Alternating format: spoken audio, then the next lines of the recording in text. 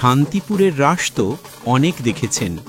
এবার চলুন শান্তিপুরের বিশ্ববিখ্যাত কালী পুজো কোথায় কোথায় হয় তার একবার ধারণা দিই, যাতে আপনাদের শান্তিপুরের কালী পুজো দেখতে বা ঘুরতে কোনো অসুবিধা না হয়। প্রথমে শান্তিপুর স্টেশনে নামার পর টোটো গাড়ি করে চলে আসুন মহিষখাগি তলা। মহিষখাগি মা দর্শন হয়ে গেলে সেই টোটো করেই চলে আসুন বামা কালী বড়বাজার মোড়ে, বিখ্যাত বামা কালী মায়ের দর্শনের জন্য। তারপর চলে যান থানার মোড়ে, সেখানে মাধব কালী দর্শনের পর গ্যারা কালী, তারপর তুতে কালী দেখে নিন। তারপর চলে আসুন সাধনা কালী দেখতে। তারপর চলে আসুন ঘাটচাঁদুনি কালী মা দর্শনে।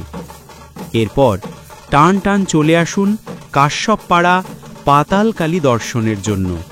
সবশেষে চলে আসুন মা আগমেশ্বরী মন্দিরে ঠিক রাত 1টা নাগাদ। এখানেই মেলায় কিছুক্ষণ সময় কাটাতে পারেন। আমি যতগুলো ঠাকুরের নাম বললাম, এই পথেই দেখতে পাবেন আরও নানা রকমের কালীমায়ের প্রতিমা।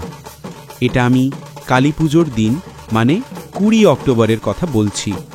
তার পরের দিন মানে 21 অক্টোবর বিসর্জন পর্ব বিকেল 3টে থেকেই শুরু হবে।